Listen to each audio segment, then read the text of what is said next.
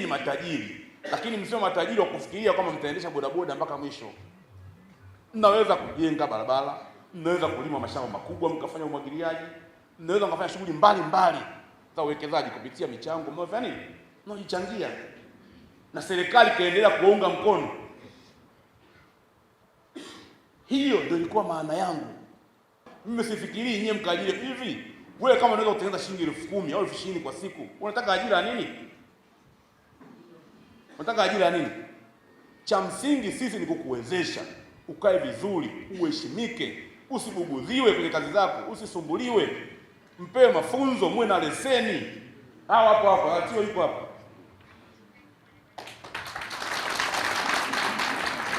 Mimi nimetoa milioni 16 kule Kiwira kuwafundisha wale bodaboda kupitia VETA. Mimi nimetoa pesa zangu za mfukoni, wala sio hela za serikali. Nikasema sasa nidhamu ya Mbeya mjini. Hapa tunaongelea formula ya maisha kwamba mkichangisha shilingi 1,000 kupitia shirikisho lenu la bodaboda mnaweza kupata milioni 4 hata milioni 2 kwa siku.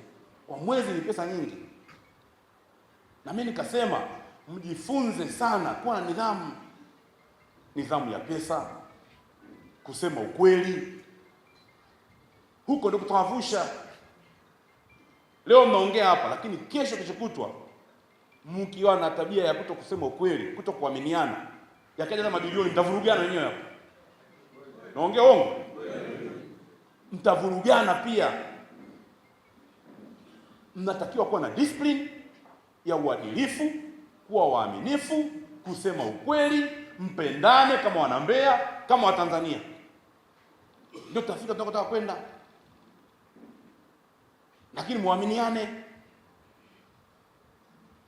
Hapa narudia tena, siasa haina nafasi. Mimi sijauliza mtu hapa anatoka chama gani. Nimeuliza? Hapana. Mseme ukweli, nimeuliza mtu anatoka chama gani? Hapana. Pesa haina chama. Maisha hayana chama. Wewe hata ukiwa chama gani sijui ukiumwa unaenda hospitali kutibiwa. Sasa nataka ulipe au pale ukifika hospitali unakuuliza wewe chama fulani usilipe hela. Au ukienda sokoni unapewa vitu bure kwa sababu uko chama fulani.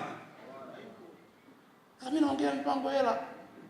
Na nishasema mimi mazungumzo yangu kwa 90% hapa Mbeya itakuwa ni pesa. Watu tunapataje hela?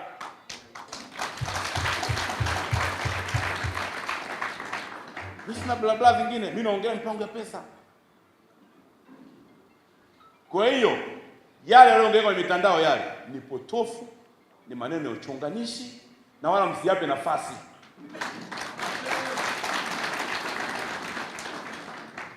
Msiape kuzingatia ubora wa wazo hilo na umuhimu wa hatua hiyo mlioichukua. Ndio mheshimiwa. Mheshimiwa Mwenyekiti, ifikishe kwa sauti ya juu vijana waipokee na mimi na kuunga mkono na waunga mkono wazo lao hilo kwa milioni 20. Asante sana. Tunakushukuru sana Mheshimiwa Waziri Mkuu. Waziri Mkuu oye!